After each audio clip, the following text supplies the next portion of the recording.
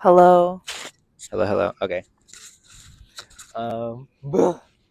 I guess like to start, like I guess because I already know so much about you, in terms of like I would just say like just start with like your background and like where you come from. Yeah. I'm Lena. I'm a first generation low income student also from LA. My parents immigrated over here from Vietnam in like the 90s, I think. And then like the first person that immigrated over here was actually like my uncle when he was like in the army kind of like during like the Vietnam War ish like portion of it. So it's like we all like my family's lineage of coming here was like very very new, but now I'm a graduating senior at UC Berkeley. um and yeah, I study political science and media studies, but I work in like the music entertainment space now, so yeah. Okay, wait. Also, I'm like gonna make like no cuts to this, so I'm like trying to keep it as natural and podcasty as Oh possible. yeah, that's fine. Okay, so because you've already like introduced yourself as Hmm. like I guess a first gen and like an EOP student. Yeah. How has it been? I guess like transitioning from like okay, like from like my point of view or like my experience recently. It's like a lot of kids in my dorms that like come from like really rich families. Hmm. Like I said, like there's like a girl in my dorm who's like the daughter of a mayor in California, and then there's like people living in like $1 million households. Like how has that I guess difference been for you? Like yeah, coming from like home to Berkeley with all these students who are more likely loaded than you. Yeah, I think that like when you come from a perspective that almost lacks, you feel that like you have to make up for it, or at least like that's kind of like the initial response of things, right? But something that's really helped me like over the course of like the past 4 years is really kind of identifying um the story that I have and like the uniqueness of it, in order to kind of like when I sit down with myself at the end of the day, I'm like, okay, cool. Like all these, like I can coexist in all these different spaces, but I'm gonna appreciate like where I'm from and how difficult like those barriers of entry were in order to also be here and thrive. So like one, I think like the story part of it is really key, because I feel like when you are like first generation low income, like people are not necessarily asking you to speak about yourself or even like reflect as to how like your story may be unique and impactful in that way. Whereas like in these spaces that you're talking about where people are more affluent every single day, their opinion is like received or mm, like welcomed in a way that feels receptive. Mm-hmm. So the storyline part of it is really important in order for you to kind of like have a footing in yourself. And then two, I think like after that, being really welcoming to understanding different perspectives while also understanding like the value in yours, because then it allows you to kind of jump from your experiences, right? Like maybe I don't have like all those vacations that like people are talking about, right? But Right. I can use my financial aid to go like study abroad. So like by proxy now I can like use the resources that are given to me in order to kind of understand those experiences. And obviously it's always going to feel like uncomfortable when you're jumping so many different like experiences, Mm-hmm. but finding common ground and understanding like that your story is important also, it like is helpful in like being an open-minded person. Right. Yeah. Thank you. And like I guess like forward or like following up on like the fact that you're like a first gen student Yeah. and like coming to Berkeley, like I wouldn't say there's like a taboo like Hmm. around being like a media studies Yeah. or like involved in entertainment. Yeah. But how has that been like I guess like navigating spaces like of the entertainment industries that you're a part of? Meanwhile, like everyone is a part of STEM majors Yeah. and like in a sense being a part of like the entertainment industry of like what you already experienced and can be like frowned upon or Yeah. like looked down on. Yeah. And like again, like considering you're first gen too, and you're not taking the STEM route, Hmm. but you're taking the media route. Yeah. I would say that like you can always take an analytical lens to um these media spaces that you're talking about, or like let's zoom out, like you can always take an analytical lens to like the status quo, right? Like if you look at people that are in more like STEM based majors, or like let's use like the data science or comp sci example, for example, where it's like, oh, like maybe 5-10 years ago you'd be ahead of the curve if you majored in that specific field, and you would be guaranteed a job, you'd have like food catered all the time, and you'd have like six figures basically like out the cuff, right? Right. Like, but now that's not necessarily true. And I think the theme time and time again is that like it really matters how you approach the world in terms of like being ahead of the curve, and being ahead of the curve can look like a lot of different things.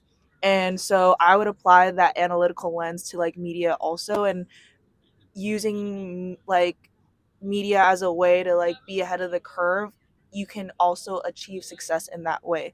I think traditionally people like think of media and just think that like it's something to only be consumed, but people forget that like it needs to be produced also, and that you can take a very strategic approach to it in terms of like using it as a way to like tell stories, and using it as a way to kind of amplify underrepresented voices messages, and also um like drive a strong impact from it. And you Mm-hmm. can blend so many different worlds from that. You're always going to need like data to understand that. You're always going to need to understand how people function in order to like execute those campaigns. Like there's so many different factors that go into it. But like I guess to wrap that point, it's just you get what like you get what you put in from like to the major, right? Mm-hmm. Um and it might not always be like media studies here is not like it, like I tell people all the time like this is a research school, so it's you're not always going to get like the most like high tech like skills in order to edit a video or whatnot, Right. but like you're going to be given that community, you're going to be given like-minded people in that sense. And the course load, I feel like for me personally is definitely going to be lighter than like any data science class I've ever taken. But you know, you should use that time in order to do like other things that help you succeed in that space, right? Mm-hmm. Like you're going to need to find other people that are interested in like for me like in the music space, like finding your community in that sense. Like how do you market artists and like find those niches that they like there's so many other steps that require you to like do those internships and exist outside of like the major in itself. Mm-hmm. So I would say that like the extra work is what is it, like the part that the school does not talk about, or at Right. least like people don't consider when they're trying to envision what like a quote unquote successful track would look like within media studies. Mm-hmm. And it's like I'm also like majoring in poli sci, right? So that's what Right. I originally like came in here to do.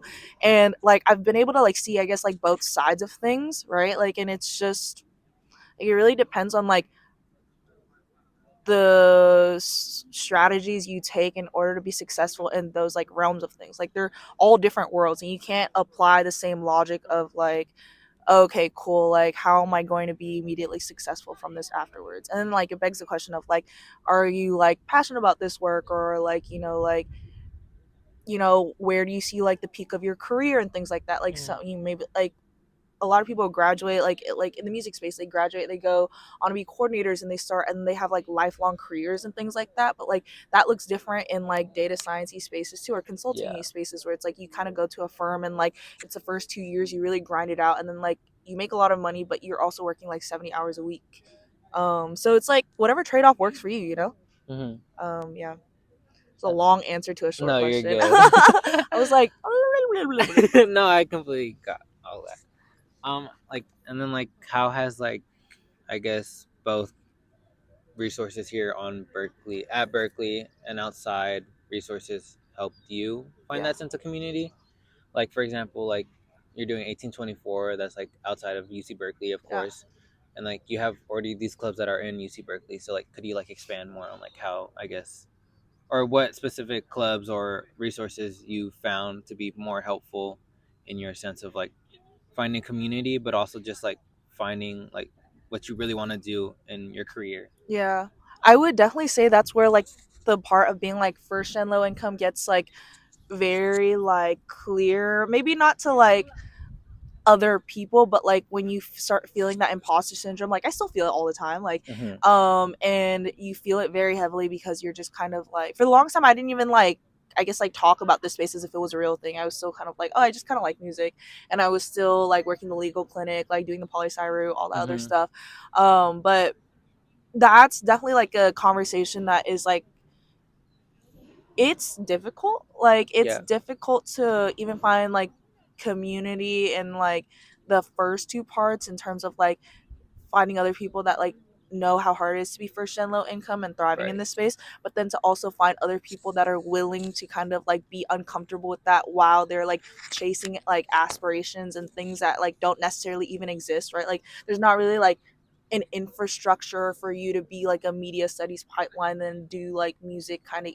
stuff, or like even do, I guess, like the 1824 stuff, because like I mean like there's maybe like one person before that, right? But there isn't really like a clear trajectory, whereas like because the school is like so much more like STEM y kind of business y focus on Yeah. more of the like, I guess I'm referencing like things like, I guess like Bain or like Deloitte and things like that, Oh then yeah. there isn't really like a space that even understands how like this might function, or Mm-hmm. like the more like creative but still like business y like spaces, like because like the formula is completely different. Like Mm-hmm. they're not going to ask you for like a super I don't know, black and white resume all the time, but like if your story resonates with them, then like, and you have that conversation low key, that could be a job, like, you know, stuff like that where it's totally different. But I think for me specifically, I just kind of saw everybody do the traditional path that they like had been told, and Mm-hmm. one, were either like super dissatisfied with it like after a few years, or two, just like they didn't reap the benefits that they were originally like speaking about. So it's Yeah. like that, like going back on like that data science example, right? Like people are not immediately getting jobs out of grad. Like people are not immediately making like this money that they were like expected to, but they were still expected to do all the work and like sacrifice all that time that they had during college doing these things. And like I've also, I guess, like spoken to people that maybe like that's not necessarily like their full passion, or at least like I know a lot of people that like have done it because they've been told that it's right, but it's not Right. something that they were like super passionate about. Mm-hmm. And then like I feel like I see like so many people that I'm inspired by that have like definitely like followed their track, or like people that have very clear visions of what they want, even though like those things don't exist, Mm-hmm. they eventually find their way to it because they want to create something that either one, doesn't really exist yet, or two, like is something that like needs to exist. Mm-hmm. And I personally like feel very passionately about that, but like kind of in the music space of things. So I just kind of took it as an opportunity to learn like as much as possible, like in every single sector. Like Right. I just like, whether it was like building like that like through like the superb stuff, right? Like Right. I saw, it was like my first semester freshman year, I went to the Mozzie show and I was just like, wow, like these people are wearing these like windbreakers all in groups, like setting up this show, and this is just existing on campus. Is so insane. And I was like, okay, I'm gonna figure out a way to get into this club. And I wrote a super non-traditional cover letter. I was talking about like sitting on the floor and eating pizza with my friends and listening to music, because like you just kind of have to take that risk when no one else kind of like shows you how to do it, right? Mm-hmm. So every step of the way has very much been like just taking that jump and hoping and praying that other people resonated with me in terms of like my story and my impact. And that kind of like grew. I did a lot of like creative clubs, but I was also still doing like legal clinic clubs. Yeah. And but I think this semester now more than ever, like everything is kind of like musically aligned. Mm-hmm. But I mean, it all started because like sophomore year, like fall, I just kind of needed money, so I was working this like media position, but I hated it because it was so much more. They were just having me like inbox emails and like, Oh yeah. yeah, do kind of assistant e media. It was for it was just, I just hated it, and Was then I it quit. was it the Berkeley Student Media?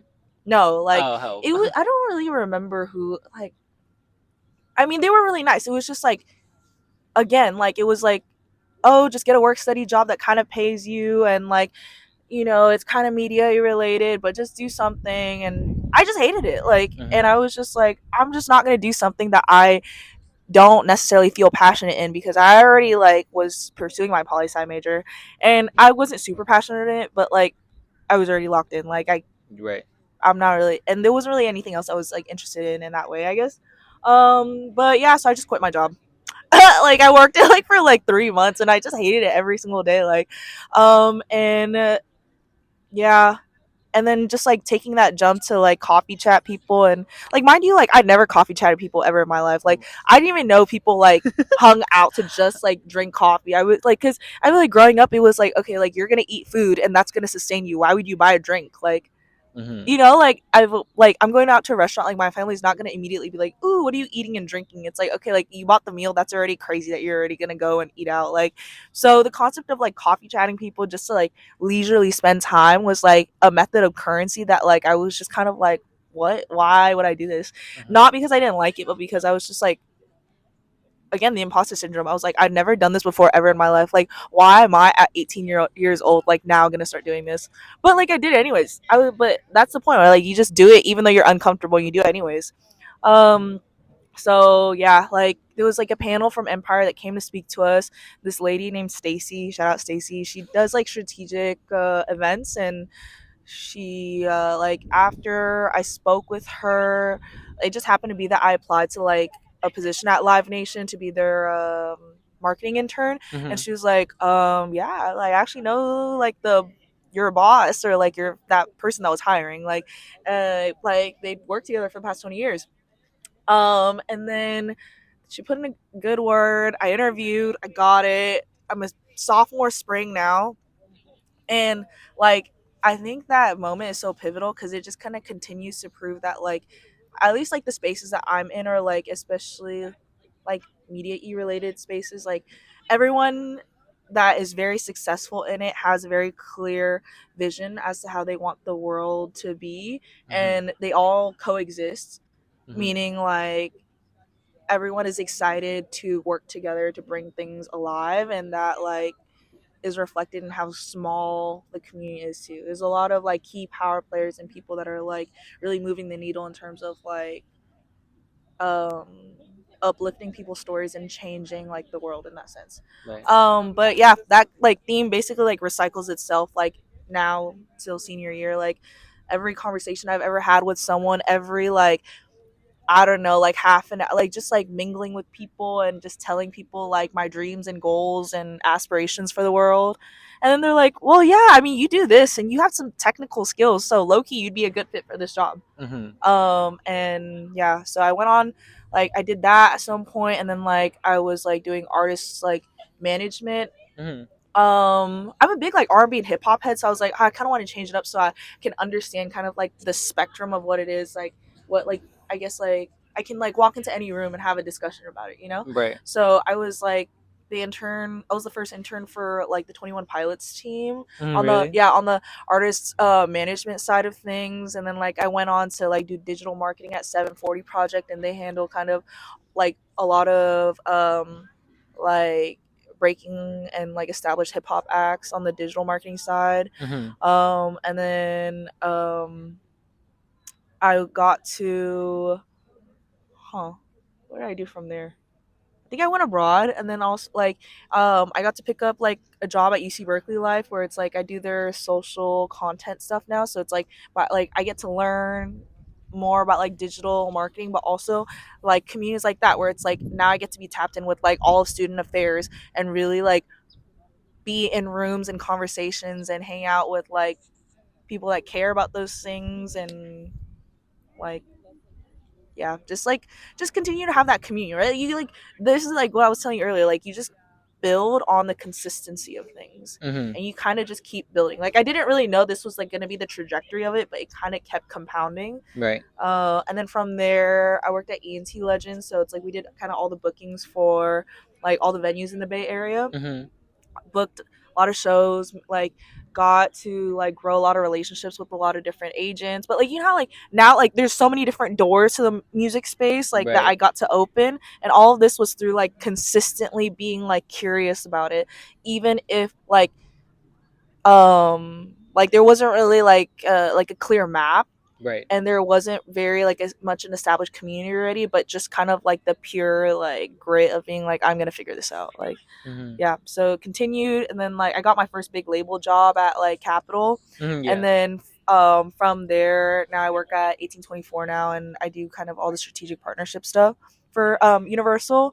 But like on the on-campus side of things, like I'm in Superb, and then like I get to do the Golden Records side of things too on the outreach team. um what else? But I was in a lot of clubs that I dropped. Like B side, I was in it for like a semester. Bear, I was in it for like a year, and I was like, I don't really care about editorial stuff anymore. And it's like, I guess the theme from this is like drop things that you're no longer interested in, and just keep pursuing the one thing that like fuels your interest. Yeah, and you're gonna figure out the technical side of things if you care enough about like the big picture side of stuff. Mhm. Yeah. That was a dump. No, That but was it was a a good dump. dump. It was like a lot to learn from dump. That was a huge dump. Like, hold on, let me put this in the back of my mind so I can save it for later dump. Yeah, yeah, yeah, yeah. Take anything you need from this. Like seriously, dump. Yeah. I was just like kind of doing stuff even though people thought I was crazy, and a lot of it was like I would do it even if like I would do it and not even tell people. I would just kind of do it because I wanted to learn, and I'm kind of a big like while you're figuring out, do it and then like not tell the entire world, but like tell the people that like are necessary to move that needle. But like yeah, because Mhm. then I'm a big like believer, and I don't need like advice from everyone. Right. Because like at least for me personally, like it kind of just lives in my brain, and I need it to be clear when I make a decision almost. Mhm. Would you? Um, Oh, sorry. sorry. Would you say like all these like opportunities and like I guess forms of just like building yourself has like put you has placed you to become more like independent and like very like much of an advocate for yourself? Because like for me, like even just like as a freshman and like understanding that like there's this sort of envy coming from like certain people that are like in these spaces that I want to be in as well. Like I've learned to like become a really big advocate for myself, Yeah. and I guess like my question would just be like when or like what anecdote would you say was like that stepping stone or like that turning point that like you really just got to be a big advocate for yourself and be the independent person like that you need to become to like I guess succeed or like Mhm. just move forward. Yeah, I would say like being like having your own lane is amazing, but like having a freeway is always better. Uh-huh. Like, does that make sense, No, right? yeah, Because it like does. when you like, what is it like when you like you have your own lane, right? Like, and people are just always going like people are always like I guess like competition is always going to be a thing that exists conceptually, but like when you're kind of in your own lane, you just kind of are focused in the things that you care about and the way that you want to impact the world, and Hmm. other people are going to also view the world that same way, and you guys can coexist and you guys can kind of run together. And I think that's the most important part, where like people think that like you have to be alone to succeed, and it Hmm. breaks my heart every single time I see someone like do that, because it's like you really want to work with other people to grow with other people, because it only makes the story so much better. um and yeah, like I think like being independent is great in terms of like having a clear vision of things, well, and like but when you want to execute things and when you want to really like just bring Right. something to like the world almost, like it's always going to be better when you do it together.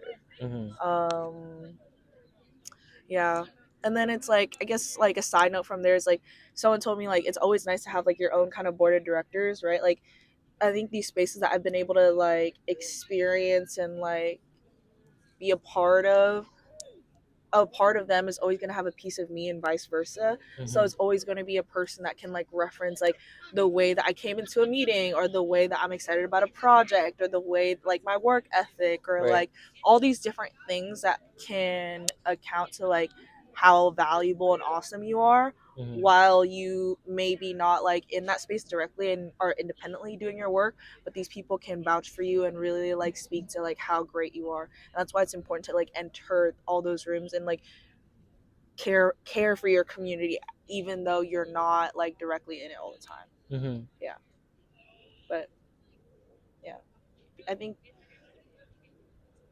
it like bad energy is always going to exist, right? You just gotta kind of, you don't even have to repel it, you can just kind of like let it simmer, because it's always going to like, Played some type of role. yeah, and it's always going to eradicate itself. Mm-hmm.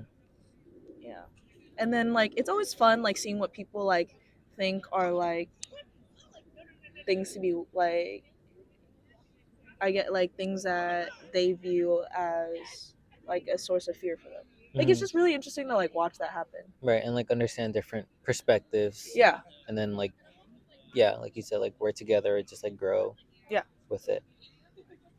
Oh wait, oh my gosh, it's already okay. um, would you say? I guess. I mean, you probably yeah, you definitely already answered. Like majority use. um, good. Okay, so wait, bruh. This is a good thing though. Um, so you already like talked about your current field of study. But have you discussed like what it's like a significance to you? Like significance to what?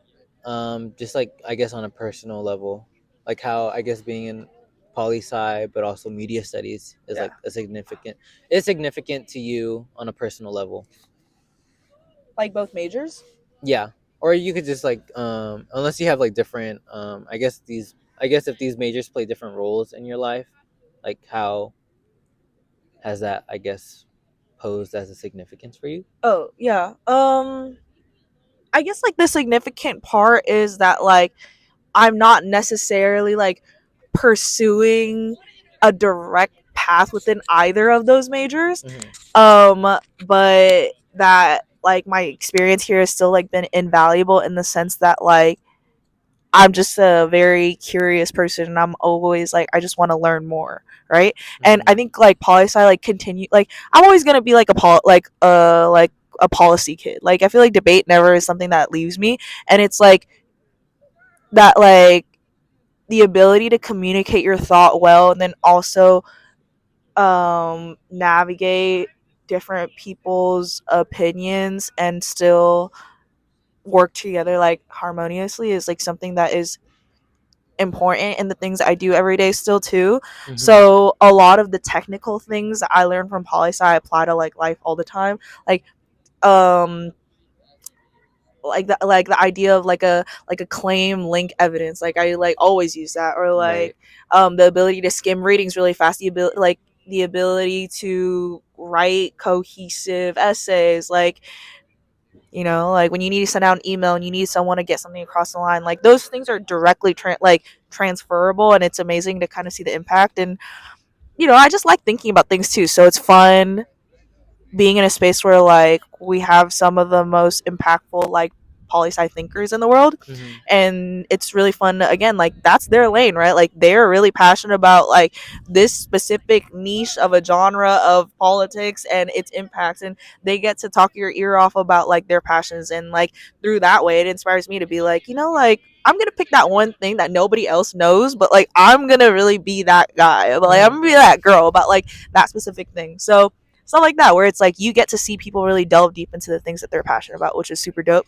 And then like on the media side of stuff, I feel like it's just like the community part, where it's like you get to see other people that are your age that are interested in the same things as you, right? Like maybe like I'm not like directly the most interested in like the typewriter's history, Mm-hmm. but I'm going to be with other people that are going to complain about that, and by proxy you're going to build like friends, you're going to build like community, and you're going to want to work on a project or maybe join like some club outside of that room. And I think that directly is probably one of the most like impactful things about like going to college, and something that like whenever people say like, oh, like college is like useless, like it hurts me to hear like as a first gen student, because like without college I would never be in those rooms.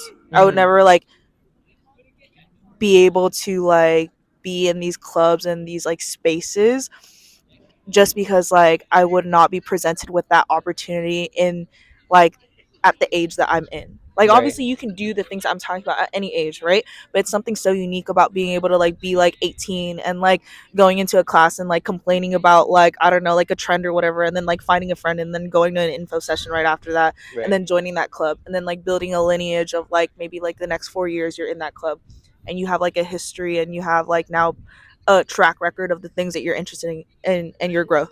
And that's so unique to like going to college right out of high school, which is something that like I did and no one else in my family did. Like everybody else Right. did go to CC, and that's no hate on like transfer students. It's more so like emphasizing like how difficult it can be to like be first gen and low income and directly go to like one of the top like public universities in the world. Like Right. so. And I guess like to conclude, like when like thinking about yourself, like your younger self coming to UC Berkeley, like Mhm. what exactly would you, I guess, like had you gone back in time, like what exactly would you like, I guess, tell her? Yeah. And like I don't want it to be like cliche in that like regard, but just like like I guess like basically just like the most valuable piece of information or advice that you've learned, like now that you've like basically or about you're literally gonna conclude Yeah. your college years here or soon. Yeah. So yeah, I guess yeah. I think like one like what I've been saying, right? Like consistency. Like even if it's like not, you don't have to be perfectionist about the work that you're putting out, but you need to continue doing things in order to like see your growth. Mm-hmm. And then like two, like you can procrastinate, you can do whatever, like, but just like build goals that you want to attain so you have benchmarks, because I feel like it's easy to just like kind of let life pass by, and then like you look back and you're like, oh my god, like so much time has passed, like what have I done? And that's like easy, like in the I feel like with TikTok and then like with like so many different things you could be distracted by. And then like three, I would say like just like everything happens for a reason, actually. Everything happens for a reason if you follow your reason. Mm-hmm. Like things don't just they like things happen because of luck, yes, but it's because like you've applied yourself and now like you've put yourself in a position where it works out. So it's like, like having just like chilling out and like knowing that it'll work out, but knowing that it worked out because like you positioned yourself to be there, and to not discredit that. Like, and I Right. think that's a message for all like my first gen students out there too. Like, you definitely worked for this. They didn't Mm-hmm. just like fall into your lap. Right. So acknowledging that, claiming that, and then like really putting your foot down when it comes to like who you are and what your story holds. Visual. Oh, oh. Why you ate that? I'm dead. Why are you literally I looking food? did. Where you're No. reading? I'm sorry. I don't know. It's okay. It's all good. Are you sure? Yeah, I'll open it right now. Wait, thank you. Oh yeah, yeah, of course. Wait, thank you. No, Wait, because no, you cause heard me like 30 minutes just. no, but it's helpful. Like, Yeah. I mean, like, yeah, this is for like a job, but like, still, like, that's why I came to you because I knew like there's something on a personal level that I Yeah. could definitely understand. Yeah. Wait, period. Oh, thank you. Yeah, you're good. Is it okay if I like leave it unedited? Because it's Yeah. just like, oh wait. They're gonna listen to like 30 minutes of this. They're gonna be like,